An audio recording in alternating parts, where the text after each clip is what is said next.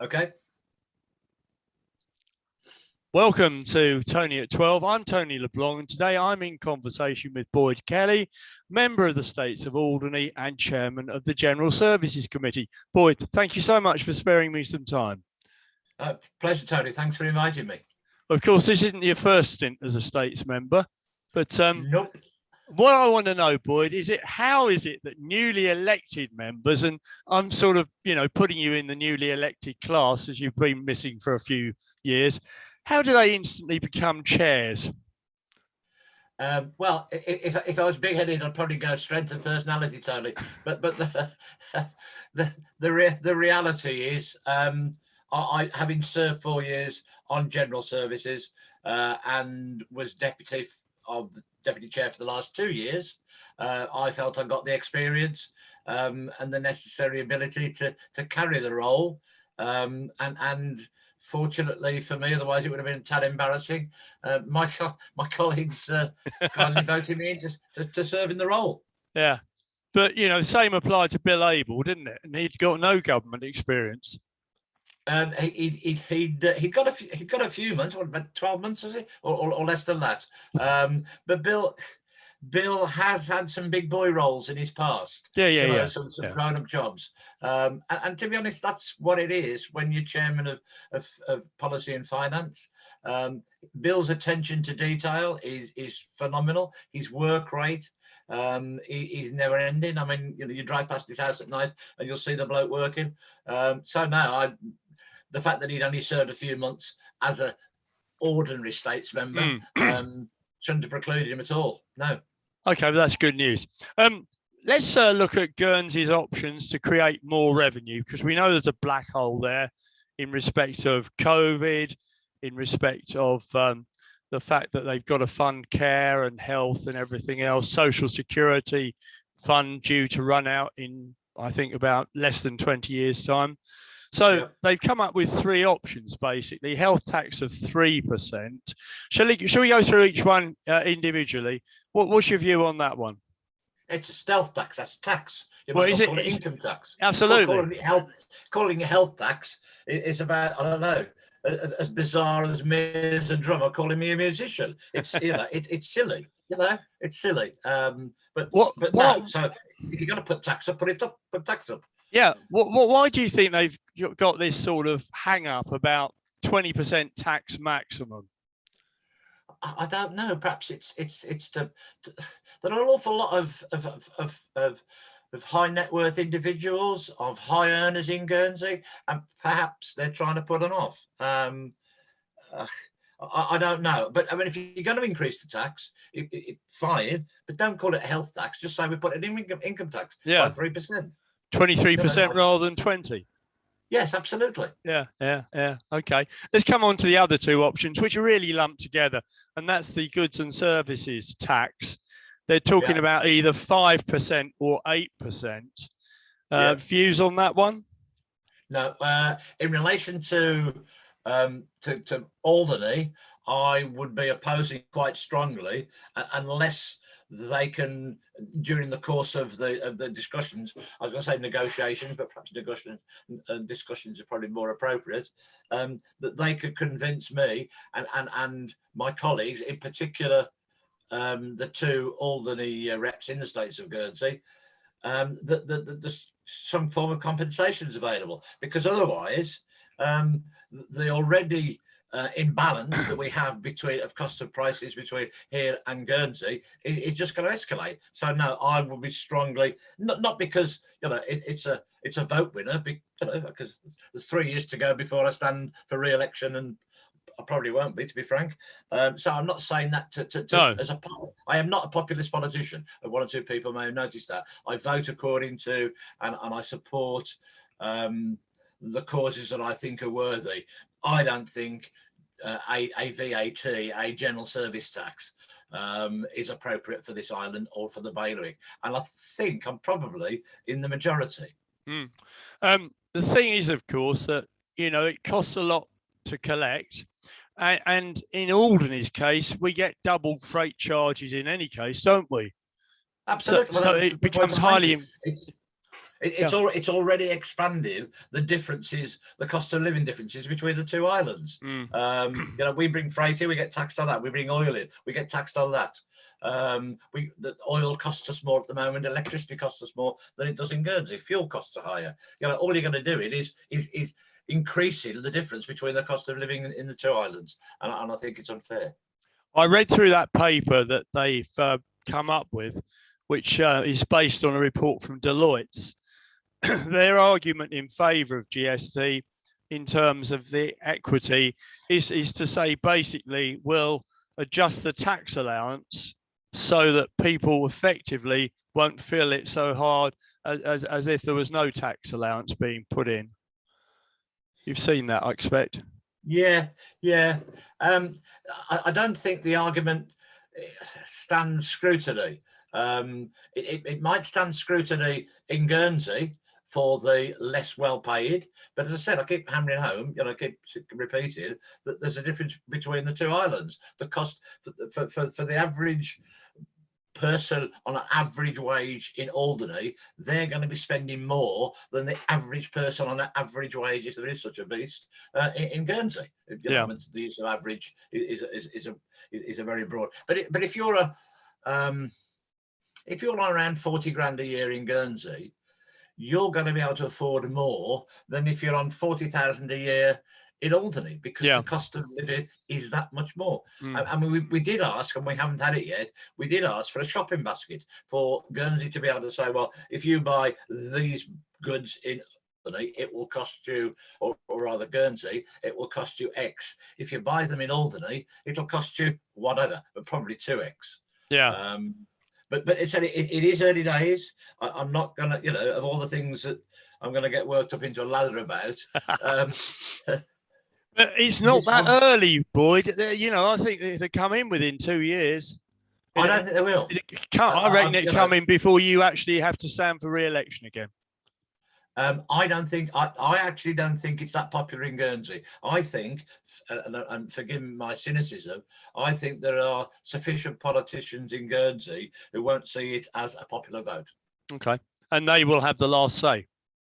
Well, of course they will. They will over whether GST comes in.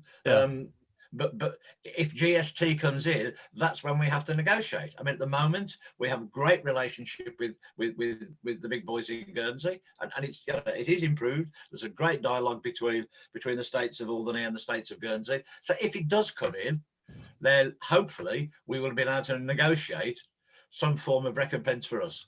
Yeah. As you probably saw in the Journal the other day, James Dent advocates more borrowing. Yes. He's got a point up to a point, hasn't he? Well, I don't read the Journal. Okay, well. and that's no comment on the Journal. Okay. I don't read the Journal. I don't read the press, to be honest. I wait for them to speak to me. Yeah. It's nice to see you offer equal opportunities, Boyd. But basically, what James was saying was most governments in the world these days work on the basis that they have to borrow to maintain the standards that the people that their citizens expect. And, money is cheap at the moment. Well, it's John Maynard Keynes, isn't it? It's good old Keynesism, which I am a supporter of. Yeah. I think you need to promote government spending at times like this. James did send me, very kindly sent me a note of what he was going to say. So I am aware of what he says, what he said, and I do support him. I mean, we haven't been at war with a visible national enemy, but we've been at war with a virus. And there is time to boost the economy. I would also suggest that the Alderney economy is quite a frail beast. Very much so. At the whims of external influences that probably wouldn't affect a larger jurisdiction, but they do affect us. So I think there is an opportunity, whilst money is cheap, to get a bond at a cheap rate and spend it on infrastructure. Yeah. What about streamlining the civil service? Because, I mean, some of the salaries that have been paid down in Guernsey in particular are quite mouth-watering, aren't they? Yeah, I wish I'd have worked in Guernsey civil service. a few years ago. No. It's a commonly held belief that that all civil services, if that's the plural of a civil service, are over personneled.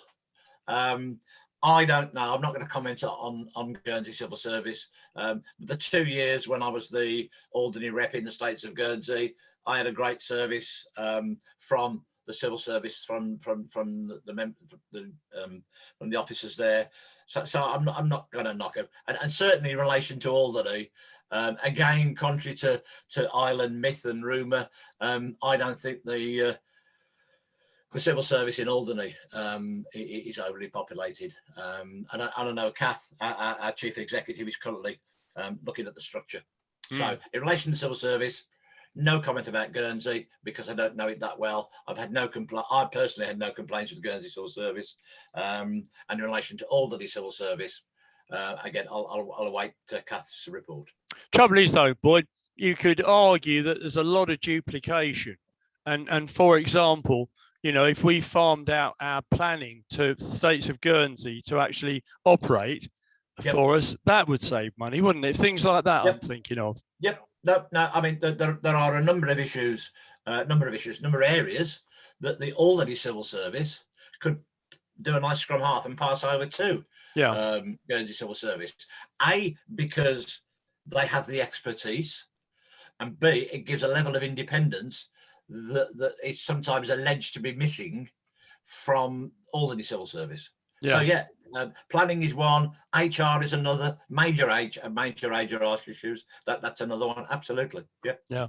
So that's something that given the chance, you'd be having a discussion about. We are doing. Yeah. We're in the process. We I don't think of his name now. Who's the guy who came temporary chief executive? Used to be the treasurer here. Adrian Lewis. Adrian Lewis, thank you.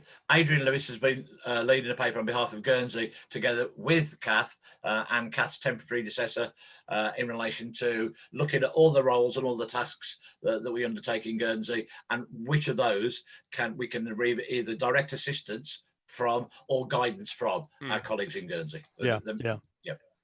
Okay, getting back to taxation.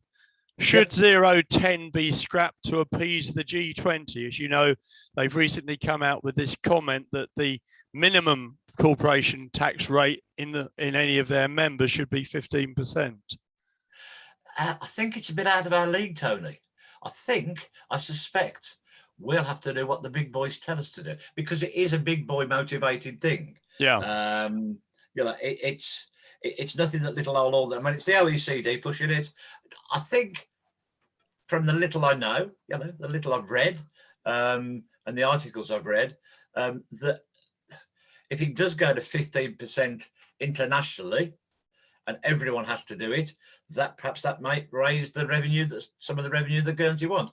But if everybody's doing it, if it is a level playing field, I don't think it would disadvantage the bailiwick of Guernsey. But forgive me for being cynical. I actually think we'll have to do how we guide it. Yeah, I can see that, but you can see the logic of absolutely, because 0.10 was just put in the first place to appease the various powers that be within the world to say that we weren't a tax haven. That's right, and it worked. I mean, we do have a good international reputation, which for little old Alderney is good because that international reputation at the moment aids the gaming industry. Yeah, the gaming regulators. I mean, we have to jump through hoops. We've got an inspection coming up. The bailiwick, have got an inspection coming up, Moneyval, next year. So we're having to tweak things. The bailiwick, are having to tweak things, and I'm sure the Gambling Control Commission are having to tweak things. So at the moment, we are well regarded as a small jurisdiction. But I mean, to be honest, it's just to get at the tech giants. It's the Amazons and the Googles of this world. That's why they're wishing to change it. As I said, I don't think the decision will be down to us. I think we'll be forced into a corner one way or the other. And as long as everybody's forced into a corner, I think that will help us. Yeah. Okay, that's fair enough. What about the 1948 agreement? Pre-COVID, we were talking about revisions and everything else. Is that still on the table? Not as far as I'm concerned. I'm quite happy with it. I can live with the 1948 agreement. Um, I can't. I haven't been persuaded to renegotiate, and it would have to be renegotiated. It couldn't be just Guernsey saying or us saying. It's got to be a joint negotiation. So at the moment, I'm quite happy with the 1948 agreement. Thank you very much. I don't see what really needs to be changed, actually. No, which is why I'm quite happy with it. I don't see why we should. Other than the fact that some Guernsey politicians may argue that they, despite the fact we collect our own TRP these days and everything else, that we're still dependent upon them for financial subsidy. We probably are dependent upon them, to be honest. What jurisdiction of just over 2,000 people can run a criminal justice system, an education system, a medical system, by paying its own way, unless you would go the way of perhaps one or two previous politicians of perhaps a slightly more right-wing persuasion than I am, who say we should be paying for private education, we should be paying for private health. I don't go along there. I'm quite happy. However, particularly when I was in the States of Deliberation in Guernsey, I never was there ever so humble, pleading poverty, because I say that what we've done particularly in relation to the gaming industry in Guernsey, in their data control centres, actually punches above our weight. So don't want to change the 48 agreement, but equally, I'm not going to be kowtowing unnecessarily to Guernsey politicians. But at the moment, that isn't the case, because the moment the relationship between the little boys in Alderney and the slightly bigger boys in Guernsey is good. Yeah. Okay. Can you explain the relationship of the states to the Housing Association these days? Thinking particularly of the Whitegates properties, where I believe the states purchased them back from the Housing Association. I've got to, if you like, confess an interest, because prior to standing for election, I was a director of the AHA. Yeah, okay. I'll declare an interest, and which I had to resign when I put my hand up and said, please elect me. If merely standing for election requires you to resign. So I'll declare an interest. In relation to the AHA as an organisation, I think it's a good organisation. I think they manage properties well. They've increased the quality of the social housing stock in Alderney. When I came here and the States of Alderney were running it, there was no inward investment. The properties were poor. The Housing Association have done a good job. The housing professionals, the chief executive, who is also the chief executive of the GHA, is also the chief executive of the AHA. And he is a housing professional. He's been in social housing, running social housing associations for a long time. He knows what he's doing. In relation to Whitegates, I think I'm probably going to upset any of your viewers, some of your viewers, when I give them my view, because I have said 5 minutes ago, I'm not a populist politician. I'll do what I think is the right thing. And I say I'm not a populist politician, but I actually think the majority of the island, if they understood and looked at the property, were able to see the surveyors' reports, the two independent surveyors' reports that have been commissioned over the last 10 years, they will see, and they would agree with Boyd, says he, that they're not they were uneconomical to repair, to refurbish, unlike coastguards. Which again was that was expensive, but they were even worse to Whitegates. So we've got a block of houses. The island owns it, whether it's the AHA owns it or the States of Alderney owns it. The island owns it. Okay, it's part of the family silver. And I've been criticised. Somebody didn't call me an imbecile, but it was one far off that imbecilic ideas. And actually, you've got to be thick-skinned. That's reserved for the president of the USA. Yeah, absolutely. Yeah. He gets paid a few more bucks than me. Yeah. But what some people have failed, and it's my fault, obviously, for not communicating it properly. Hands up, which I'm trying to do now, is I'm not doing a Thatcher. I'm not trying to sell off the family silver just to raise cash. I'm trying to sell off some of the tarnished family silver to raise cash to buy some more silver. We've got a chronic housing shortage in the island. We can't get essential workers. such as nurses, such as care workers for the Connaught, such as teachers. So we have a situation where, because unfortunately they're not as bad as they are in Guernsey, £500,000 is the average price of a house in Guernsey now, but we will head that way if we're not careful. So we need to get some more social housing for the essential workers. We've also got a chronic shortage of suitable houses for the elderly. Yeah. I mean, I would love, and I'm not going to say where at this stage because it might bump the price land up, but I would love to buy some land that's very suitable, ideally located for sheltered houses.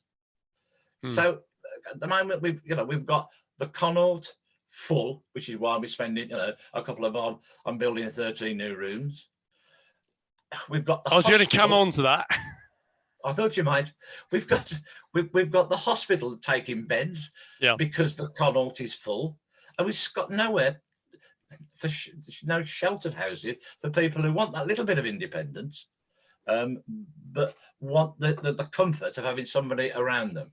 So we've got chronic shortage of housing for essential workers. We've got a shortage of sheltered accommodation, and then just to put the cream on the top, we've got at the moment a shortage of affordable housing for the youngsters.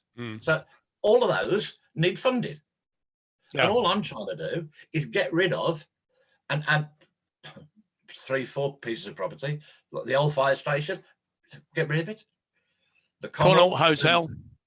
The Connaught Hotel is one that I think there's a bit of leverage over, because if you could sell, there's the old abattoir,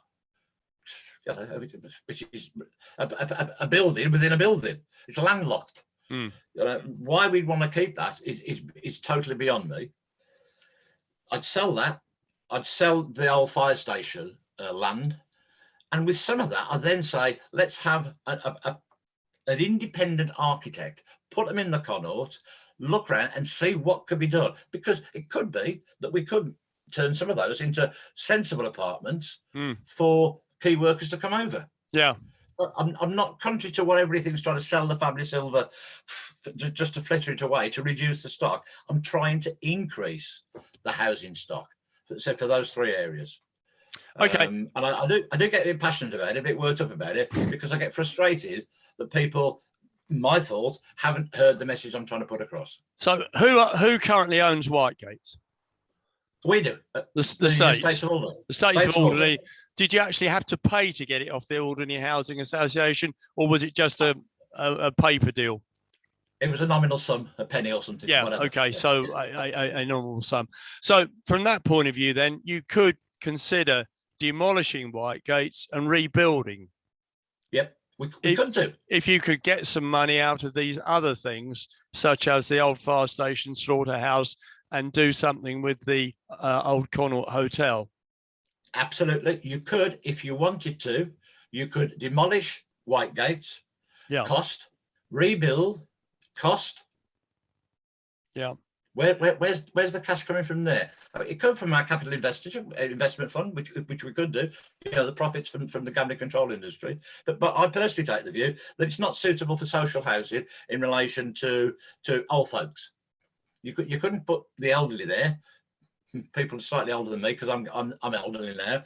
You couldn't put because it's not, because I was talking to a grand old fella this morning, a superbly educated island resident who's worked for the island, has got a blistering career, and unfortunately age has taken the better of this gentleman, and he's now has mobility issues. You couldn't put him or someone of his mobility or lack of mobility, poor English, but forgive me, out at Whitegates. So could you put youngsters there? But youngsters make fine if they got cars. How did the kids get to school? That's why the Housing Association gave it back to the States, because they didn't think it was suitable for social housing. I have a view, and that view has been confirmed by 2 estate agents, one off island, one on island, that we could get a substantial sum of money for Whitegates, which would then enable us to build some accommodation nearer the school. Okay, so what you're saying is sell the site, the Whitegate site, Yeah. and utilise that money for further development nearer town. I've got you. Okay. Absolutely. Or near the school. Yeah. One or the other. Yeah.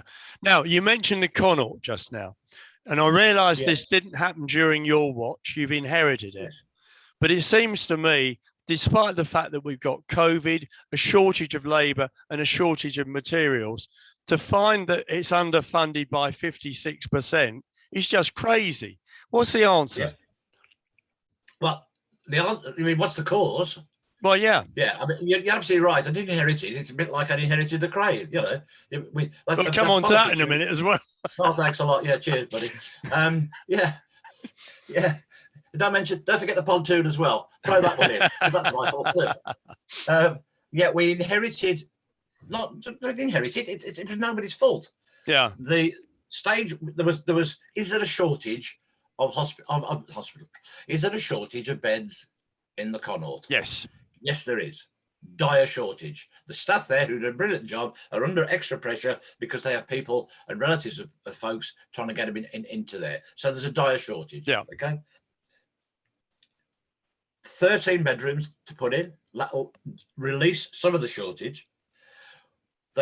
It's done over 3 phases. The first phase was the loft extension. The second phase, the ground footings and the build, because of the way our financial structure is, we have to ask P&R in Guernsey, and rather than put it in 2 phases, they wanted to put, or rather the funding request, rather than be put in the 2 phases, they wanted the funding request to be put into 1 lump sum. So 2 phases, 1 lump sum. So it was put together on a concept drawing basis. It wasn't put together of work because they couldn't work it out how many blocks, how many rivets, how many bits of wood, how many nails. It was a concept drawing. Now, whether that was good or bad, it's academic, because we are where we are with it. We've had only 2 people wanted to tender. This is the best tender we've got for it. So there's a housing need. Is it the cheapest we're going to get? Yeah. End of story. So even if we'd have done it on 3 separate pricings, and we'd have finished the footings, and we'd now come to Guernsey and say, right, this is it. This is what the tender would have cost. The only comfort factor I've got is that the technical pieces in people in Guernsey will be scrutinised it together with the surveyor we employed, Mr. Naftel, on a blow by blow basis. So I don't think it's anybody's fault. But it's a hell of a deficit, Boyd. It's crazy. It is a deficit. I accept it's a deficit. But what's the alternative, Tony? Do we just say, oh, forget it, we'll just keep the footings in? Or do we say, which is one of the alternatives? You've got to get on with it. But the criticism is the fact that it should really have been costed out at nearer 2 million than 1.3 million when the project first began. I can't argue with that. But it wasn't costed on a itemized basis. It was costed 18 months ago, 2018. Work that. It was costed in 2018, and it was costed on a concept basis, not X amount of cement, X amount of blocks, skim, whatever. Now, so you've got a 2.5 year delay because that's what it was costed. Yeah, I accept it. You've got the fact that it was a concept cost, and the final one is you've got, and it's not just throwing it in for it's an easy excuse. You've got COVID and Brexit. Yeah. Because they have all. If you read some of the construction industry monthlies, you'll see it's nothing, just us. And I think it's a combination of those 3, Tony. But I'm a pragmatist, and we are where we are with it. What would you say that we drag all those people who were in 2018 were part of it and then publicly pillar them, or do we say no, this is what it's going to for giving us a lower price, or do we say this is what it's going to cost now? This is the best price, and this is the best price. I think that, this concept business sounds to me to be quite crazy, actually. I think if you're going to build something, you're going to need to know how much you've got to pay out in terms of materials, 10% for, increases, how much the labour's likely to be, etc., etc. Seems daft that somebody just sort of plucks a figure out from the sky, 1.29 million, and you go and look. Not you, they went along with it, and we now find that we've got. It'd be my fault. I'm getting you off the hook here, but you would agree that it's not particularly good business. Yes. Yeah. Okay. Right. Yep. Let's go on to a few other bits and pieces. In terms of where we are, energy policy. How's that coming along, or isn't it? The energy policy. I've got to be honest. I thought about energy policy, and I thought, do I know a great deal about it at the moment? No. Do I? There is an energy subcommittee. They haven't reported back to us recently, so I'm going to pass on that one. I've got to be honest. I'm not going to give you. I'm not very good at flannel and political. Yeah, all right. But as chair of General Services, you're going to keep that one under close review. Absolutely. Okay. Because if it moves on the island, it's General Services. Absolutely. It's usually our fault. Absolutely. Usually our fault. Talking about things that move on the island, sewage disposal. Is it acceptable in the 21st century to be chucking most of our sewage out to sea untreated? I think the quick answer is no. Of course it's not. I mean, what sort of, well, there are people who say, yeah, it doesn't matter. At the moment, it's difficult to ascertain how much non-biodegradable, because it's the non-biodegradable stuff that I'm more worried about, not to put it basically, the human sewage.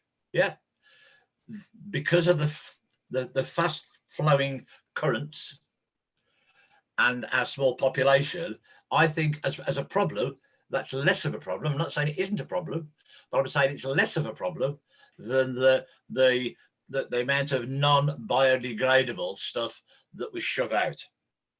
I mean, in was it April? They fetched out from the Longy filtration bed, the annual service, and it was it 90 tons?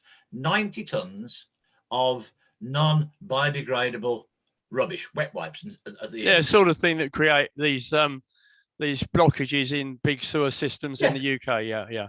Absolutely. Fatbergs. That's you're talking about me now, aren't you? No. That's so you've got to educate the public not to put things down the loo that shouldn't go down the loo. Absolutely. Well, if you think like, I'm just starting here because it was 90 tons.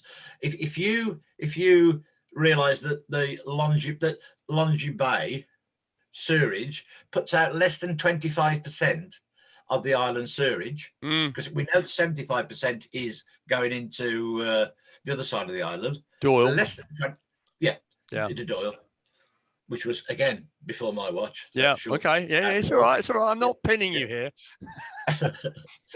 But I thought you were going to put some filters in. You've got a macerator machine, haven't you? The sewage goes through that. Yes, we've got good old Richard Phelan, who's working very hard on it, has been looking at various options. Now, the first option is the one that you brought up, is education. Yeah. The second option is extending, in relation to Fort Doyle, is extending the outfall, putting the outfall at the length that it should have been when it was installed. And that's been priced up at 2.5 million to extending it to a proper plant. Richard has looked at other methods, a reed bed, putting a reed bed in, which is, sounds very nice, very eco-friendly, putting a reed bed in. But that again is 3.5 million. And where do you put it? The one option they thought about doing was putting something at Doyle, but they were fearful that it would create an even bigger smell than we've got at the moment. So all the people who live down that row and within range of it would have a worse problem than they have at the moment. It is something that that Richard's looking at. In May, he put a paper forward to us listing all the options. and he's gone back and he's still working on it. So Yeah. I mean, you said earlier about something that we're keeping an eye on. To be honest, I'm keeping more of an eye on that than I was with the other matter, because Yeah. it is important. Okay. But as I said, human waste, human sewerage, that's lower down the pecking order than the non-biodegradable. On the recycling side, where does the glass go these days? IMPO. And where does it go from the IMPO? IMPO. It goes into the sea, doesn't it? Yep. Is that acceptable? It's not acceptable. What Richard has done, we used to have a grass crusher, for want of a better word. There's probably a technical engineer's version for it. That's what it did. It crushed all the glass, and then we shipped it off. At the moment, we take a view that shipping off, that crushing it, or rather sending it a container, sending it back to the UK or wherever, and then getting it crushed there, is less eco-friendly than chucking it into the Ogden. Yeah. But what he is doing is, because the previous machine that crushed the glass is broke some time ago, he's now looking into pricing up a replacement, and then looking at the costs and looking at how not only how economical it is, but how eco-friendly it is compared with the option of I mean, if you were able to crush it into fairly small particles, Boyd, then surely you could put it legitimately back into the sea, because what is glass? It's sand, isn't it? Absolutely. So so Richard is in the process, because Richard is in the process of pricing a replacement machine up. Okay. Yeah, it's not ideal. It's like shoving human waste out to sea. It's not ideal. We have to. Yeah. But we just have to be realistic about the money and how much we've got. Yeah, absolutely. But in this day and age, we've got to also be a little bit more careful about how we treat the environment. Quite rightly so. No one would argue that, politician or human being. We did mention earlier the crane. We've got to just talk quickly about it. Once again, not ordered on your watch. Oddly enough, I didn't build it either. I didn't build it. So I didn't order it. I didn't pay for it. I didn't choose it, although I might have chosen it, because looking at the figures, it was the cheaper option than hiring, because the crane experts on the island, and there's so many crane experts, say we should have hired it. But my predecessors, or the committee's predecessors, looked at that. Well, you mean lease it, don't you, rather than hire it? Yes, not hire, lease. Yeah, lease. Yeah. But yes, I mean, it's so unfortunate that when it was built, in the wiring loom, the clamp that held a piece of wire together in the loom was too tight. Now, that's my fault. I was the guy in Sennebergen's factory in Germany that did it. Or if it wasn't me, it was Annie, because she's my deputy, and I might have been having a tea break then. I'm being flippant. I am being flippant, but I do get a bit annoyed. You know, you spend so much money on a crane, and within months of it breaking, months of it being installed, it's bust. Yeah, but that's a manufacturing defect. Yes, absolutely. Okay, so are the manufacturers going to pay for the cost of repairing it, and B, what about the consequential loss that you have suffered as a result of having to import that one from Jersey at £2,000 a day? In relation to the cost of the repair, it's under warranty. Yeah. The original warranty, I'm told, was parts only, but which would have frightened me. But I am told, I am reassured that was renegotiated prior to its arrival, but during the process, and it's labour and parts. Yeah. For a 12-month warranty. In relation to the other costs, at this stage, I'm not ducking it. But I'm not going to prejudge what's going to happen. All I will say is that all of the costs, both direct, the cost of the £2,000 a day, both the indirect, our consumers, our customers, the shopkeepers and the people who rely on it, all those costs are being collated. When it was still going pear-shaped, I went down to Guernsey and spoke to a Crown Advocate, and we discussed. And he's asked for X, Y, and Z, which was supplied, and one of the tasks that we've got to discuss is now, well, not we've got to discuss, one of the tasks that we've got to do is getting all those collated expenses and sent down to him and say, right, where's our fight? Yeah. So is it the insurance company or the manufacturer, or a bit of both? Our insurance company at the moment was being put on standby. So our insurers because I mean, are aware. You'd have an engineering policy for the crane, which presumably would include consequential loss. Yes. Okay, yes. Let's move on. What about the Alderney runway, Boyd? What's your view on that? Should it just be widened, or should it be widened and lengthened, and as a result of that incur a lot of costs because you're going to change the airport from what it is to something that's going to have security fencing, a new terminal, etc., etc., etc. Yep. You asked me, do I want it widened? Yes. Yeah. That's the easy one. That's the Janet and Johnny. Yes, it should be widened. Whether it should be lengthened, it's down to Treasury and Resources. They've just conducted a series of trials and a survey, and we are awaiting the result of that to find out whether or not they think it's in their interest. Because the only reason you want to lengthen it, or rather the only reason they want to spend the money on lengthening it, is in order that they can save money by having a big plane come in once a day, rather than a little plane coming 3 or 4 times a day. Yep.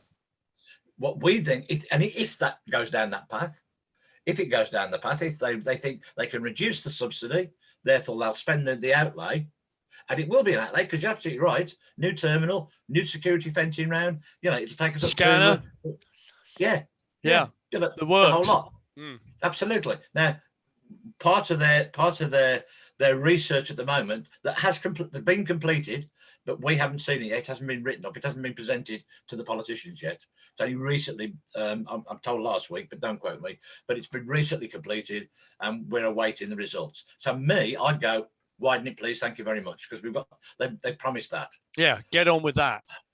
Yeah. I'm not convinced, because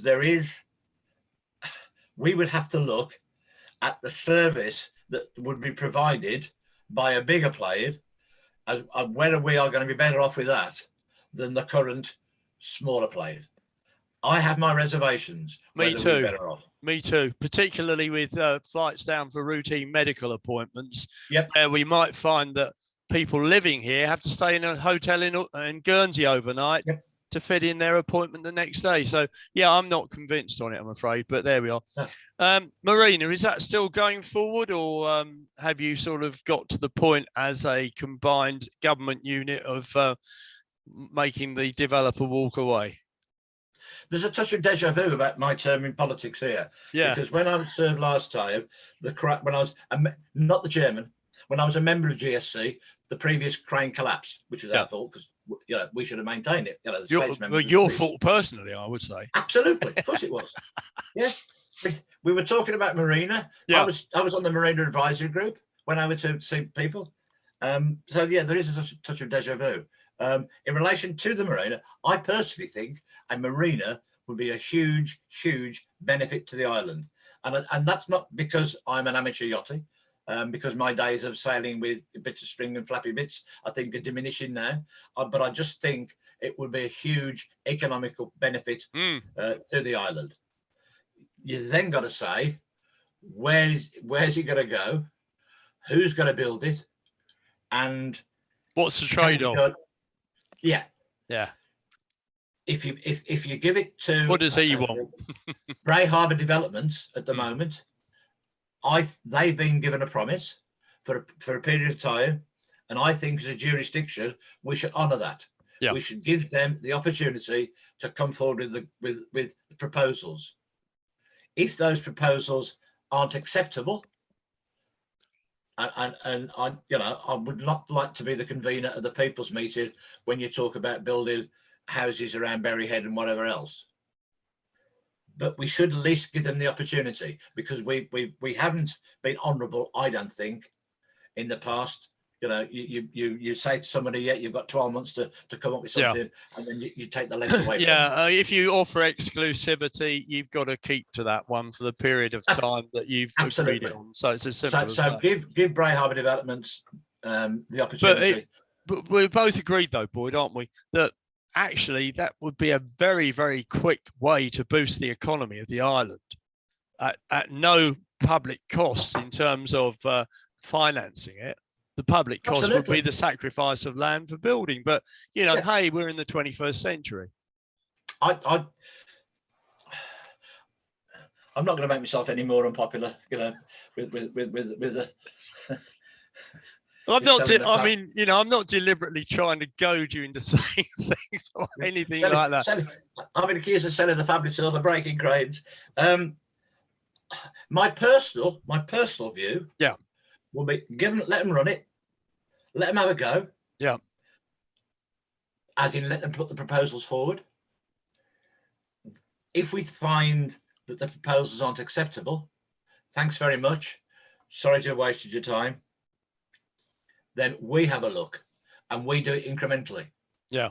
Okay. We, the States of Alderney. Mhm. We're talking about we're going back to old Keynes. I've forgotten his name now. Yeah, John. We go back to John Maynard Keynes, and we say, if you're invested, if the state, the government, is spending money on the infrastructure, A, you're going to get a return from that, and B, directly when it's completed, and B, indirectly, you're going to get a return. I think that a marina would create wealth onto the island. Yeah. We wouldn't have to rely on an airline. No. It wouldn't directly increase housing costs, and it wouldn't be a blot on the landscape, I think. But it would take a very brave Treasury Policy and Finance Committee to suggest we're going to take a bond and build it ourselves. You could do it incrementally. You could put a spur out to start with off the breakwater. You could take remedial measures on the seaward side of the breakwater to stop the overtopping, all of which are doable. Yeah. I am surprised that Bray Harbour Developments want to build it on the other side of the Bray Bay, because when I was last in post, we asked marine engineers, surveyors, to look at Bray Bay and discuss where they would put, and price up, where they would put a marina. Yeah. It's so long ago, and I've killed a few brain cells, Tony, but putting one in Blacksmith's Corner, even taking into account the remedial work for overtopping, was considerably cheaper than building one to the side of Bray Bay. Okay. So yes, I'm in favour of marina. Let the current people have a go at it and put the proposals forward. If that fails, try and do it ourselves incrementally. Okay. Finally, cobbles. I was told some time ago that the plan is to reset the cobbles in Victoria Street and other parts of the town where, you know, that obviously needs work done on it. Yes. Now, that's going to cost a lot of money. But yes. The one thing that I think we all need to know is what's going to happen to those sewers beneath, which were built in Victorian times and probably at this stage are, you know, past their best by date. I have been reassured by good old Richard Feeler, that they've recently, very recently, carried out a underground survey of the sewers, and they're fine and dandy. Okay. The cobbles are more of a concern than the actual sewers underneath. Yeah. Okay. So you're happy on that one? I won't say that, because if they crack, it'll be my fault. And you'll be up on YouTube forever. Yes. They know all about it. They know all about it. No. I'm Richard, like a lot of his colleagues, is a hard-working civil servant, and Richard has assured me that the survey has been done and the sewers are fine. That's fine. Boyd, it's been a great pleasure to speak to you. We've run out of time, I'm afraid, but you know, thank you for being so frank and candid on so many matters. It's my way, Tony. I wish I could be a little smoother and a little more political, but that's not my way. You know, I say what I feel. You know. Yeah, which is good. Conviction politician. Yeah. Well, yeah. Well, I'm parish councillor, to be honest, aren't I? You know, a parish council with a harbour and a bigger budget. But yes, you know, it's not the West Wing or Whitehall, is it? You know? No, not quite. But you know, working on it. Boyd, thanks, mate. See you soon. Thanks for your time. Thanks, Cheers, Tony. Bye. Cheers. Bye.